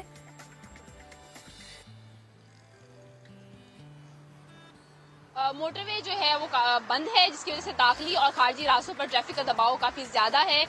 M3 M4 جو ہے وہ ابھی بھی بند ہے کیونکہ وہاں پر حد نگاہ صفر ہے۔ شہر کا کوئی روڈ بند نہیں ہے، کل رنگ روڈ کو بند کیا گیا تھا، پروازیں متاثر ہوئی تھی تو روڈ وہاں رنگ روڈ بند ہونے کی وجہ سے اس سائڈ پہ بھی کافی زیادہ ایئرپورٹ کے اطراف میں کافی زیادہ رش دیکھا گیا تھا، لیکن آج رنگ روڈ کھلا ہوا ہے، لیکن ٹریفک کی جو صورتحال ہے وہ بھی کافی طور پہ بہتر ہے۔ بات کی جائے اگر ایئرپورٹ والے علاقے کی تو وہاں پر پروازیں متاثر ہیں، فوگ کی وجہ سے، اسموک کی وجہ سے نہیں۔ وہاں پر حد نگاہ جو ہے وہ 50 میٹر ریکارڈ کی گئی ہے اور یہ بتایا گیا ہے کہ پروازیں پچھلے 12 گھنٹے سے بند ہیں، متاثر ہے۔ شیڈول جو ہے وہ تبدیل کر دیا گیا ہے، مسافروں کو بھی بتایا جا رہا ہے کہ جو پروازوں کا شیڈول ہے وہ چینج کر دیا گیا ہے اور تقریباً درجن بھر سے زائد جو پروازیں ہیں وہ ابھی تک منسوخ کی گئی ہیں۔ صورتحال ایئرپورٹ والی سائڈ پر اور موٹر وے والی سائڈ پر تھوڑی خراب ہے، دھند کے باعث اندھا دھند پڑ رہی ہے تو صورتحال اس سائڈ پر خراب ہے، لیکن شہر کی جو صورتحال ہے یہاں پر حد نگاہ 70 میٹر سے زائد ہے۔ ویژولز وہ کافی زیادہ کلیئر ہیں، کوئی ایسی پریشانی والی بات نہیں ہے، لیکن شہری پھر بھی جو موٹر وے ترجمان ہیں، جو ٹریفک ترجمان ہے وہ یہی کہتے ہیں کہ فوگ لائٹس کا استعمال کریں، نمی نہیں آنے دیں لائٹ کے اوپر تاکہ آپ کو سفر کرتے ہوئے کسی قسم کی پریشانی کا سامنا نہیں کرنا پڑے۔ شہری پھر بھی غیر ضروری طور پر گھر سے بالکل ہدایات تو لوگوں کو کی جا رہی ہیں۔ شاہین آپ ساتھ ہی رہیے۔ فیصل، جیسا کہ ہم دیکھ بھی رہے ہیں، چونکہ آپ تو مناظر دیکھ رہے ہیں اور میں نے یہ چیز خود ایکسپیرینس کیا، کل تو ایسے لگ رہا تھا کہ جیسے باغوں کا یہ شہر جو ہے اس نے چادر اوڑھ رکھی ہے اور یہاں پر ہم دیکھ رہے تھے ہر طرف سفیدی تھی، نہ صرف صبح کے وقت بلکہ اگر شام کا میں ذکر کروں 6-7 بجے جو ہے آفٹر مغرب یہاں پر ایسی صورتحال تھی کہ آپ کو سامنے کھڑا بندہ نظر نہیں آ رہا تھا، یعنی آپ نہ تو سفر کر سکتے تھے نہ آپ گھروں سے باہر نکل سکتے تھے۔ آج تو چلے کچھ پھر بہتری ہے، لیکن کل بہت زیادہ خراب صورتحال تھی۔ اچھا مہک، اس میں پھر بڑا ایک تو یہ جو ایئر کوالٹی انڈیکس خراب ہوتی جا رہی ہے نا، یہ بہت زیادہ پریشانی کا باعث ہے، کیونکہ اب اس میں پرابلم یہ ہے کہ یہ صرف آپ حد نگاہ تک کی بات نہیں ہے، بات یہ ہے کہ یہ جو آپ کی صحت ہے اس پہ کتنا زیادہ اثر انداز ہو رہی ہے۔ ایک تو چیز یہ، دوسری چیز یہ بھی کہ ایک ویڈیو بھی بازگشت کر رہی ہے انٹرنیٹ پہ کہ جس میں دکھایا گیا ہے 11 گاڑیاں اکٹھے جو ہے وہ آگے پیچھے ہٹ کیا ہوا ایک دوسرے کو، اور وہ اسی وجہ سے کیونکہ فوگ اتنی زیادہ تھی۔ تو اب اس میں جو لوگ ہیں نا، ان کے سیوک سینس پہ بہت زیادہ ڈیپینڈ کرتا ہے۔ بارہا موٹر وے پولیس کی جانب سے یہ درخواست کی جاتی ہے کہ اگر حد نگاہ صفر ہو چکی ہے تو بھائی آپ نہ چلائیں، ایک سائڈ پہ کھڑی کر دیں۔ اس کے علاوہ اگر آپ کو بہت زیادہ ایمرجنسی ہے تو آپ اپنی فوگ لائٹس آن کریں، رفتار بالکل کم کر دیں اور مختلف جو چیزوں کا استعمال کریں۔ تو اس میں جو عوام کی جو سیوک سینس ہے وہ بہت زیادہ میٹر کرتی ہے۔ پلس یہ تو ہم نے ٹریفک کے حوالے سے کرنے نا، پھر ہیلتھ کے حوالے سے بھی بہت زیادہ آبویسلی کیونکہ رسک ہے، اور اس میں جب دھواں اور وہ جو فصل جلتی ہے جب یہ دونوں مکس ہو جاتے ہیں تو پھر آپ کے سانس کا اتنا زیادہ ایشو آتا ہے۔ تو اسی معاملے پہ ہم بات کریں گے، ماہر ماحولیات پروفیسر ذوالفقار علی صاحب ہمارے ساتھ موجود ہیں۔ پروفیسر صاحب، thank you so much for your time. ہمیں بتائیے گا ایئر کوالٹی انڈیکس لاہور کا خراب سے خراب تر ہوتا چلا جا رہا ہے، کتنا ورینگ ہے یہ آگے کے لیے؟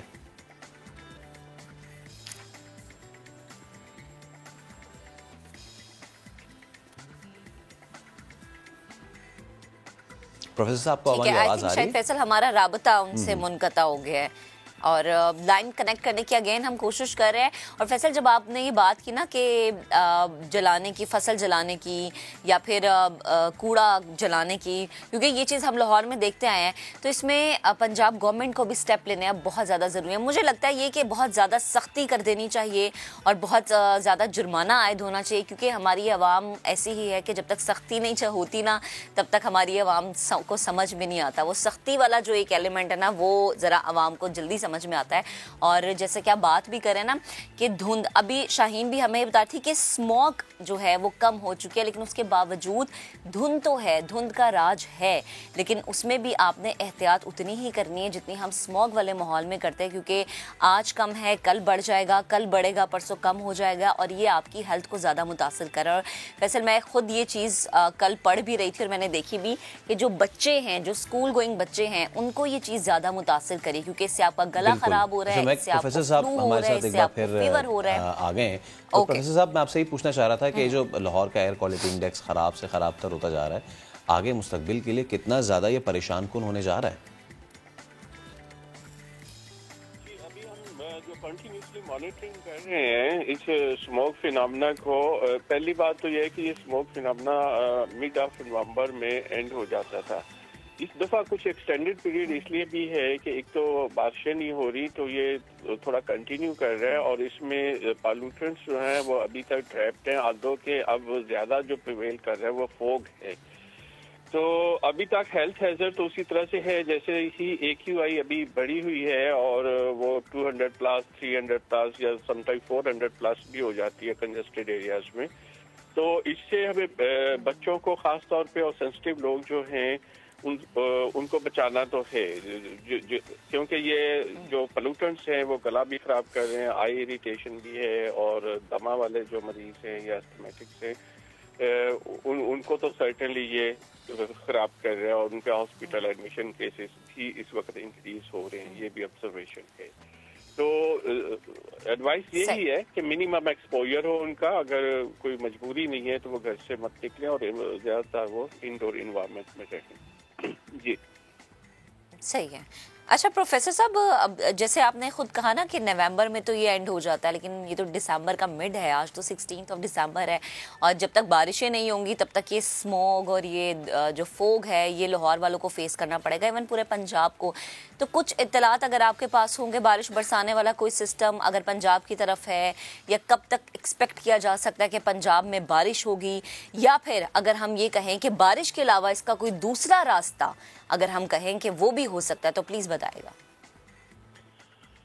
इसमें सिर्फ नेचुरली है, क्योंकि इस वक्त हम दिसंबर में हैं और ऑलमोस्ट मिड ऑफ दिसंबर में हैं, तो जो पोल्यूटेंट्स की जो इंटेंसिटी है, जो हम पिछले 4-5 साल से हम फोग का फिनोमेना, स्मोक का फिनोमेना जो स्टडी कर रहे थे, वो इंटेंसिटी तो अब वो वाली नहीं है जो एक्सक्लूसिव स्मोक एपिसोड में होती है, क्योंकि पोल्यूटेंट्स डाइल्यूट तो हो चुके हैं। आपने देखा है कि ये भावलपुर सक्खर तक ये जो है ना इस वक्त आपको फोग ऑब्जर्व न, जबकि स्मोक का इतना स्प्रेड नहीं होता, वो ज्यादा कंसंट्रेट करती है पंजाब जो है पाकिस्तानी, जो जिसमें लाहौर और इस लाहौर रीजन है या दिल्ली है, तो इस रीजन में ज्यादा वो कंसंट्रेट करती है, और उसके बाद जब डाइल्यूशन शुरू होती है तो ये मुल्तान ऑनवर्ड और फिर सक्खर तक और इधर से पिंडी तक या पेशावर तक जाती है।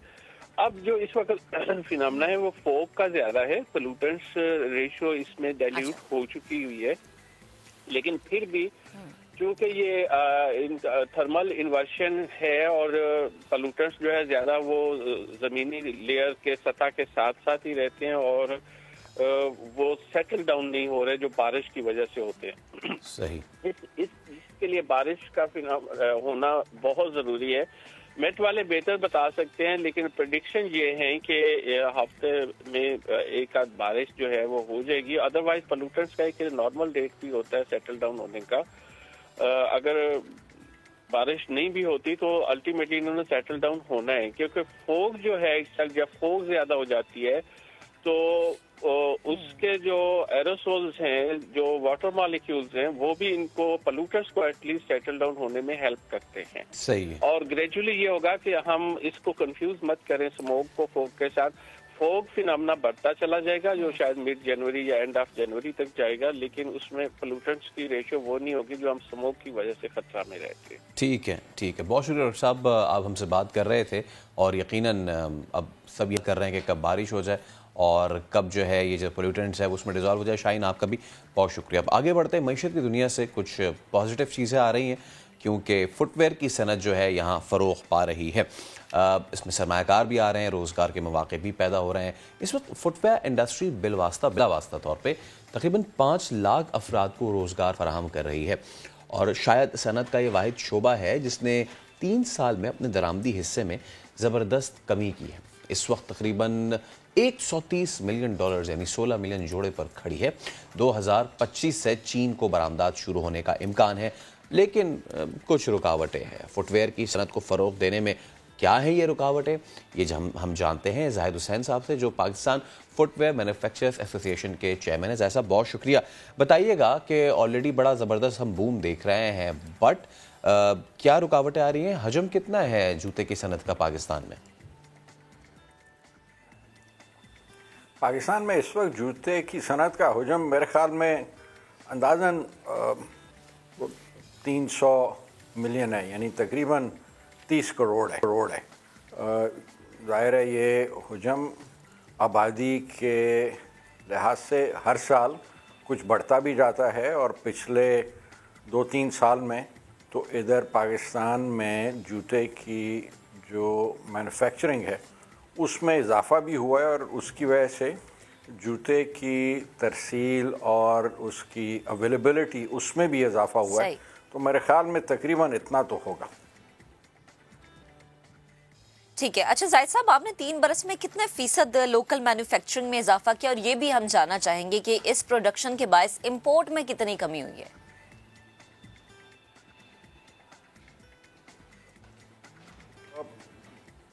پاکستان میں جوتے کی مینوفیکچرنگ میں تقریباً 3-3.5 سال پہلے ایک بہت ہی پازیٹیو ٹرینڈ آیا, ایک بہت ہی پازیٹیو ٹرن آیا, اور یہ ہوا کہ جیسے جیسے امپورٹ مہنگی ہوتی گئی, ادھر کے صنعت کاروں نے, ادھر کے انٹرپرینورز نے جوتے کی صنعت میں انویسٹمنٹ کرنی شروع کر دی. تقریباً 3 سال پہلے, 3-3.5 سال پہلے پاکستان میں کو 28 ملین پیئرز امپورٹ ہوتے تھے. اب آخری جو اعداد و شمار ہمارے پاس آئے ہیں اس کے مطابق اب صرف 1.6 ملین پیئرز امپورٹ ہو رہے ہیں. اس میں جو پاکستانی صنعت کار ہیں, بزنس مین ہیں, انہوں نے بہت جوش سے اور بہت کانفیڈنس کے ساتھ اس صنعت میں انویسٹمنٹ کیے, اور اس کا بلکہ کچھ سے زیادہ جو اس میں حصہ ہے کامیابی میں وہ حکومت کا ہے. حکومت نے را مٹیریلز اور انٹرمیڈیری مٹیریلز کے اوپر امپورٹ ڈیوٹیز کم کر دیں, جس کی وجہ سے پاکستانی مینوفیکچرنگ والے جو جوتے تھے وہ نہ صرف کمپیٹیٹیو ہو گئے, ان کے لیے مٹیریلز آسانی سے ملنا شروع ہو گئے, اور پاکستانی مینوفیکچررز نے نئی فیکٹریاں لگائی ہیں, اپنی کیپیسٹیز کو بڑھایا ہے. تو کر کے تو ادھر امپورٹ سبسٹیٹیوشن بہترین ہوئی ہے. میرے خیال میں پاکستان میں پچھلے 3 سال میں اگر کسی صنعت میں بہترین امپورٹ سبسٹیٹیوشن ہوئی ہے تو وہ جوتے کی صنعت میں ہوئی ہے.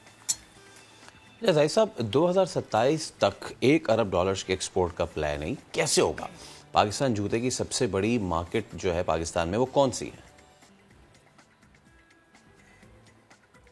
اب 2027 تک $1 بلین کوئی بہت زیادہ بڑا اماؤنٹ نہیں ہے. دراصل 2016 میں چائنا نے تو یہ اناؤنس کر دیا تھا کہ وہ سن سیٹ انڈسٹری سے 2025 تک نکل جائیں گے. پاکستان کے لیے ایک ونس ان اے سینچری والا موقع ہے, ایک بہت ہی سنہری موقع ہے کہ جو مینوفیکچرنگ چائنا میں کم ہوتی جا رہی ہے اور جو ہوتی جائے گی اس کو پاکستان پک کرے. پاکستان میں جو مین پاور ہے اس کی تو کمی نہیں ہے, پاکستان میں جو مینیجرز ہیں جو اچھا مینیج کر سکتے ہیں ان کی بھی کمی نہیں ہے. تو میرے خیال میں جو بزنس والے لوگ ہیں وہ اب اس میں آنا بھی شروع ہو گئے ہیں اور مزید بھی آئیں گے, اور ایکسپورٹ جو ہے $1 بلین تو ہونی ہی چاہیے. میرے خیال میں اس سے زیادہ بھی ہو جائے گی. جو منڈی ہے دنیا میں 2 بہت بڑے بلاکس ہیں جو سب سے زیادہ کنزیوم کرتے ہیں, ایک یورپین یونین ہے اور ایک ناردرن امریکہ ہے, اور ایک تیسرا بلاک بھی آئے گا اور وہ آنا شروع ہو بھی گیا ہے, وہ ہے چائنا. ऑलरेडी पिछले साल में चाइना जूतों के लिए दुनिया का 10वां बड़ा इंपोर्टर बन गया है। मेरे ख्याल में आइंदा आने वाले सालों में उसकी इंपोर्ट बढ़ती जाएंगी। जैसे जैसे उसकी अपनी मैन्युफैक्चरिंग कम होती जाएगी वैसे वैसे उसकी इंपोर्ट भी बढ़ेंगी और पाकिस्तान के लिए ये एक बेहतरीन मौका है एक्सपोर्ट्स बढ़ाने का। सही। अच्छा सर, इंटरनेशनल मार्केट को अगर हम देखें, कम्पीट करने के लिए हमें एक अच्छे अमले की भी ज़रूरत है। बहुत सारे चैलेंजेस हैं जो कि हम इस वक्त फेस भी कर रहे हैं। सो आपको क्या लगता है कि फुटवेयर इंडस्ट्री को माहिर अफरादी कुव्वत फराहम करने के लिए कौन कौन से ऐसे स्टेप्स हैं जिनको लेने की अब ज़रूरत है ताकि इंटरनेशनली हम जो हैं चीज़ों को अच्छे तरीके से फेस कर सकें? पाकिस्तान में क्योंकि ये इंडस्ट्री अभी एक्सपोर्ट के लिए तो इतनी बड़ी नहीं है और तकरीबन कोई 130 मिलियन डॉलर की पिछले साल में एक्सपोर्ट थी। इसके लिए तकनीकी माहिरीन तो बाहर से भी अवेलेबल हैं, वो आ भी जाते हैं और उसके साथ ही पाकिस्तान में भी जो टेक्निकल एजुकेशन है इसके लिए वो भी अवेलेबल है। हमारी आज भी मुलाकात हुई अली सलमान साहब से जो चेयरमैन टेफ्टा हैं और उन्होंने बताया कि वो इसमें फुटवेयर इंडस्ट्री के लिए मज़ीद मुआवनत करेंगे और उन्होंने बड़ा हमारा हौसला अफजाई की और उन्होंने कहा कि वो वसाइल टेफ्टा के जो हैं वो इधर हमें जो मिड लेवल से नीचे स्पेशली जो वर्कर्स और इस लेवल के जो टेक्निकल एक्सपर्टीज़ के लोग चाहिए उसमें हमारे लिए वो लोग ट्रेन भी करेंगे और उसमें हमारी मुआवनत भी करेंगे। बाकी मेरे ख़्याल में जैसे टेक्निकल की रिक्वायरमेंट होगी तो इटली से भी मिल जाएंगे, जर्मनी से भी मिल जाएंगे और मेरा अंदाज़ा है कि अब तो चाइना से भी टेक्निकल लोग हमें मिलना शुरू हो जाएंगे। ये कोई बहुत बड़ा इशू नहीं है, मैं समझता हूँ लोग हमें मिल जाएंगे।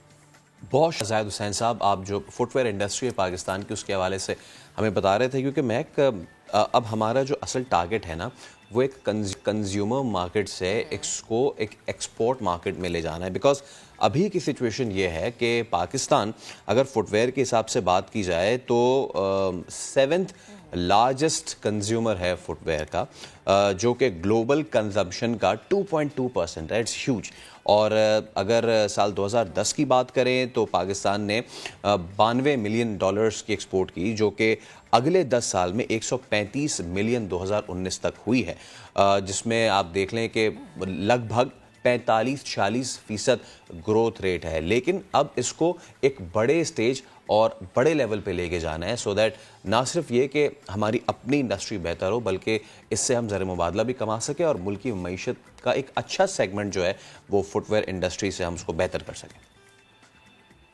लेकिन फैसल, उसके लिए जैसे हम बात भी कर रहे थे ना कि माहिर जो अफरादी कुव्वत है उसका होना हमारे पास बहुत ज़्यादा ज़रूरी है, क्योंकि हम देख रहे हैं कि जिस तरह से इंटरनेशनली चीज़ों को बीट करना हर गुजरते वक्त के साथ मुश्किल होता जा रहा है। तो पाकिस्तानी ये जो हमारी फुटवेयर की इंडस्ट्री है पाकिस्तान की, इसको उस लेवल पर जाकर सोचना होगा, यानी हमें अपनी सोच आगे लेकर जानी होगी, तभी हम इंटरनेशनली बीट कर सकते हैं। जैसे आपने 7 का जिक्र किया तो मेरे ख्याल से फिर उसके बाद जो है हम इसमें मजीद भी बेहतरी देख सकते हैं। और यकीनन कोई भी एक इंडस्ट्री हो वो बैकबोन बन जाती है उस वक्त जब आप उसके थ्रू अच्छा खासा ज़र मुबादला कमा रहे हैं, क्योंकि जाहिर सी बात है कि आपका जो मुआशी ट्रैक है वो बेहतर होगा, आपको अच्छा खासा ज़र मुबादला आएगा और आपकी इंडस्ट्री बेहतर होगी। बिल्कुल। अब आगे बढ़ते हैं और एक और बड़ा एक अहम है वो ये कि कोई भी नहीं चाहता कि उनके प्यारे उनसे बिछड़ें, लेकिन ज़िंदगी की हकीकत है मौत। और ख़ास तौर पे उस वक्त के जब हमारे प्यारे हमसे बिछड़ते हैं तो उनको अपने हाथों से कब्र में उतारना आसान काम नहीं होता है। कब्र अगर माँ की हो तो लोग अपने दिल, अपनी आंखों में आंसू भर ही लाते हैं। वहाँ की कब्र का कुतबा लिखवाने के लिए संग तराश के पास आने वालों की क्या कैफियत होती है, शाहिद बलोच ने एक रिपोर्ट तैयार की, वो आपको दिखाते हैं।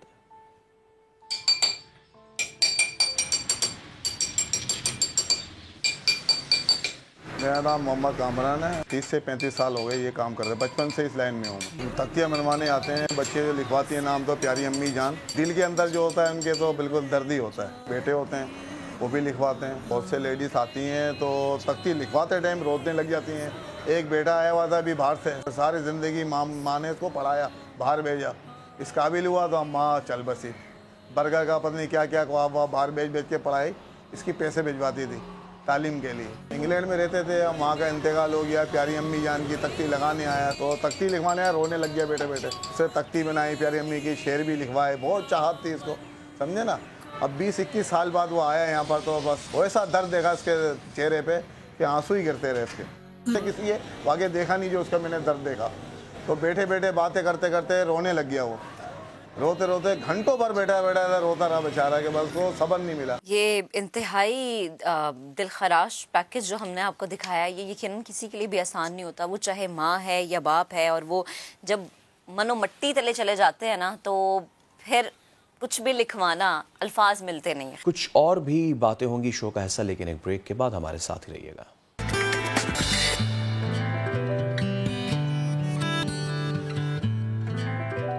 Welcome back. अब जरा कराची की और कराची के ट्रांसपोर्ट निज़ाम की बात कर लेते हैं, और इसमें जिक्र तो फिर पीपल्स पार्टी की सिंध हुकूमत का आएगा ही, जो 14 साल में कराची को वादे दावे और सब कुछ देती रही, लेकिन नहीं दे सकी। तो एक बस अब हो गई है बस। अब निजी शोबा पब्लिक ट्रांसपोर्ट के इस खला को पूरा करने की कोशिश कर रहा है, और शार फैसल पर जदीद म्यारी प्राइवेट बस सर्विस जो है वो शुरू की गई है। ज़रा साद साबरी की रिपोर्ट देखते हैं, फिर इस पर बात करते हैं।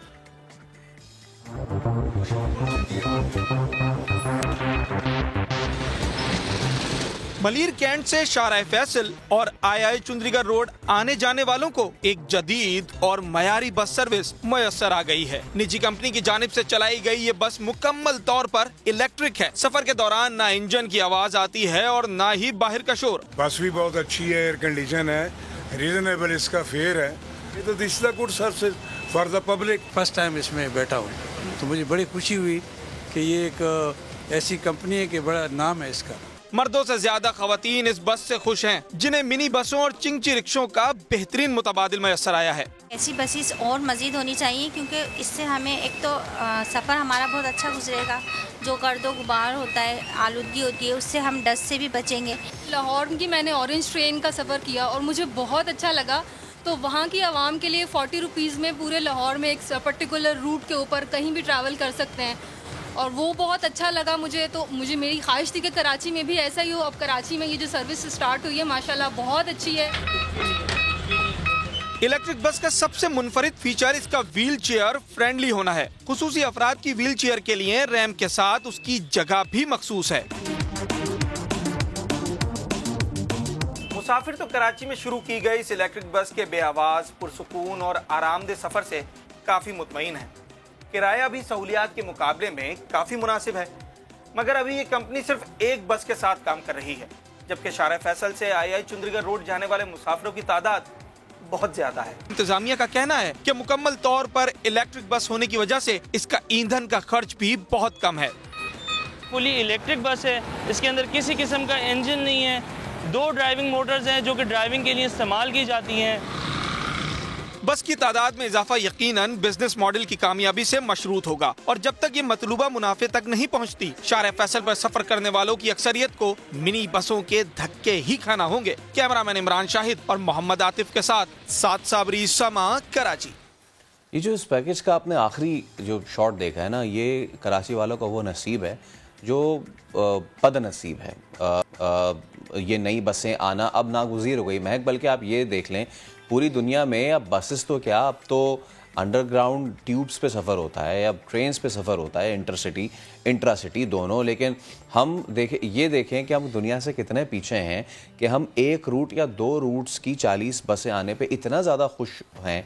अच्छी बात है, आनी चाहिए, लेकिन हम उन सहूलियात पे खुश हो रहे हैं जो कराची के अवाम या लाहौर के अवाम या पिंडी के अवाम आज से 10-20 साल पहले इनके लिए आ जानी चाहिए थी। लेकिन हम दुनिया से इस कदर पीछे हो गए, हमारी मेंटालिटी भी इतनी पीछे रह चुकी है कि हम देर आयत दुरुस्त आयत इसको मान रहे हैं। हम हुक्मरानों से ये सवाल नहीं करते कि आप जो इतने 14 साल से हमसे वादे कर रहे हैं, अब तो दुनिया जो है इन बसेस से भी हटके और ट्रेन्स पे, ट्राम्स पे जा रही हैं, और हम इन बसेस पे खुश हो रहे हैं, तो हो लें खुश और रहें खुश पे।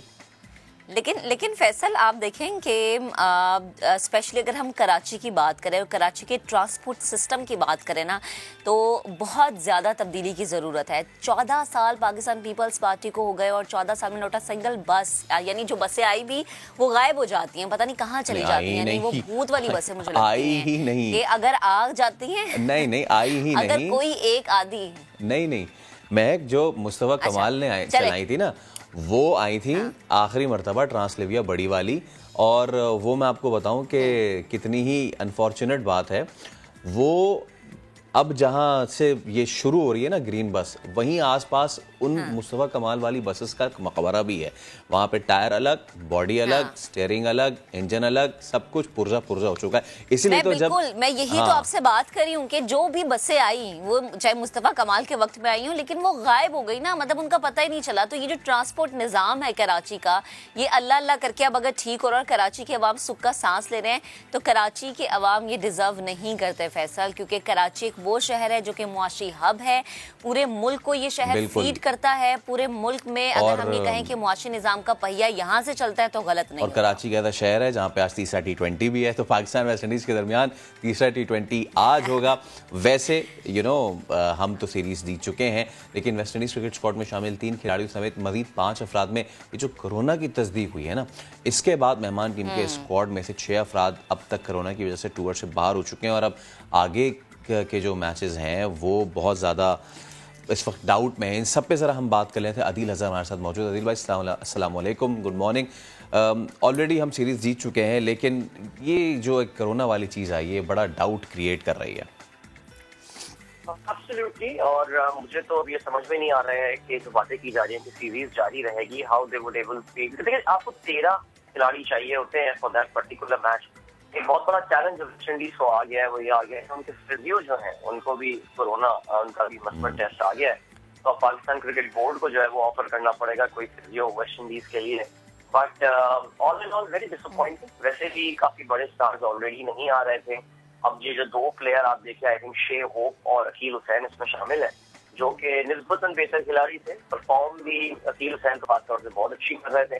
اب وہ ODI سیریز سے باہر, T20 سیریز سے باہر, شے ہوپ ODI سیریز سے بھی باہر ہو جائیں گے, بیکاز اب تو ان کا جو پیریڈ ہوگا ان کا آئسولیشن کا, that would cross the end of the series. So very very unfortunate. And بدقسمتی چل رہی ہے جی, ورلڈ کپ سے پہلے ٹیمیں یہاں پہ آئیں, آ کے چلی گئیں, دورے کینسل ہو گئے. اب جب دورہ ہوا بھی تو اس پہ کووڈ کا جو سایہ ہے وہ منڈلا رہا ہے. اچھا عدیل بھائی, آبویسلی لیٹس ٹاک جو ہو چکی ہے کرکٹ اب تک. پاکستان نے ورلڈ کپ کے بعد سے اب تک بنگلہ دیش اور پھر ویسٹ انڈیز کو بڑا اچھا زبردست ہرایا ہے. Then we have got PSL now. Future میں کس طرح کے ہمارے لڑکے آپ کو نظر آ رہے ہیں؟ کل شاید افریدی سے بات ہوئی تھی, is very happy on the talent now. اور یہ بھی کہ آپ کے نظر سے یہ بھی خبر گزری ہوگی کہ رمیز راجہ صاحب نے جو رپورٹ مانگی تھی میتھیو ایڈن اور فلینڈر سے, تو وہ رپورٹ بھی اب آئی ہے. تو all is good in future for Pakistan cricket.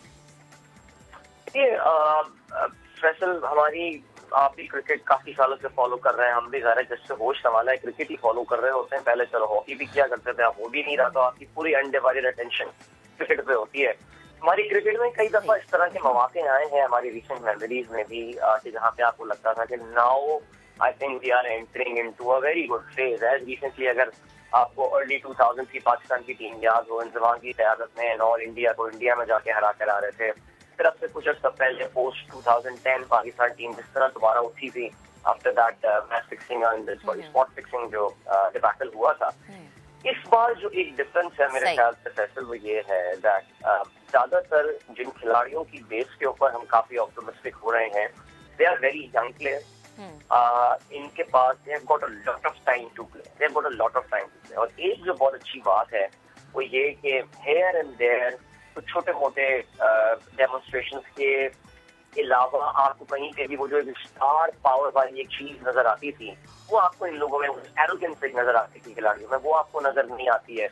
Very humble, down to earth, جس طرح پاکستان کرکٹ بورڈ ان کو پوزیشن بھی کر رہا ہے. آئی نو آپ کا خیال اس کو حسن علی والے اس انسیڈنٹ پہ جا رہا ہوگا جو کہ ریسنٹلی ابھی ہوا ہے, بٹ اس کو ظاہر ہے پورا بیک گراؤنڈ کے ساتھ دیکھنا پڑے گا. تو I think yet again we can at least believe, یا ہم ایک امید تو لگا سکتے ہیں, خواہش تو رکھ سکتے ہیں that this team is on for something very beautiful for a long time. ज़ाहिर है अभी काफी बिजी सीजन है पाकिस्तान का, बड़ी टीमों को पाकिस्तान खेलने आना है, अल्लाह करे हो जाए ये सिलसिला। तो मेरे ख्याल से आई थिंक अगले साल इस टाइम आई थिंक फैसल हम सही पोजीशन में होंगे ये बताने के लिए कि are we really on our way to become something really excellent. सही। अच्छा अदील, अगर हम ज़रा मैनेजमेंट की बात कर लें तो वो उस ओवरऑल आपने ये मैनेजमेंट कैसे देखी, क्योंकि आज तो तीसरा और आखिरी मैच है ना, तो हमने देखा ये भी कि क्राउड ना होने पे भी शिकवा हुआ, जिसपे ये था कि जी लाइनें बड़ी लंबी है और एक ही शख्स है जो कि आईडी कार्ड चेक कर रहा है, फिर कोविड के टेस्ट किया आपने, वैक्सीनेशन का सर्टिफिकेट भी आपने चेक कराना है, आगे PSL भी आ रहा है, तो मैनेजमेंट का बेहतर होना और मैनेज चीज़ों को अच्छे तरीके से करना ये भी जो है बहुत ज़रूरी होता है। देखिए ये बहुत बड़ा आई ओपनर है पाकिस्तान क्रिकेट बोर्ड के लिए। मैं तो बड़ा हैरान हूँ कि आखिर ये लोग तो सीखे हुए लोग हैं, ये कोई पहला सीरीज पाकिस्तान में हो नहीं रहा है। देखिए मैं आपको ये बताता हूँ, मैंने इस पूरे टिकटिंग के प्रोसेस को, इस पूरी स्टेडियम के एंट्री के प्रोसेस को मैंने बहुत करीब से देखा है और मैंने कई सालों तक इसको बहुत करीब से देखा है। और आपको ऐसा लगता था कि पीसीबी को मैच शुरू होने से 2-3 दिन पहले बड़ा क्लियरली पता होता है स्टेडियम में कितने लोग आने वाले हैं।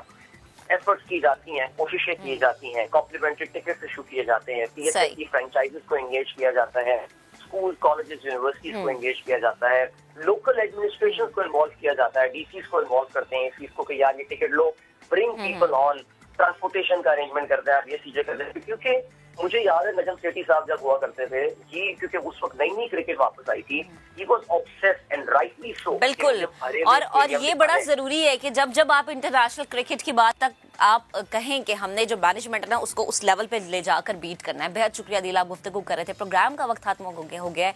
कल आपसे फिर से मुलाकात करेंगे, बहुत सारी बातें करेंगे, अपना बहुत सा ख्याल रखें। अल्लाह।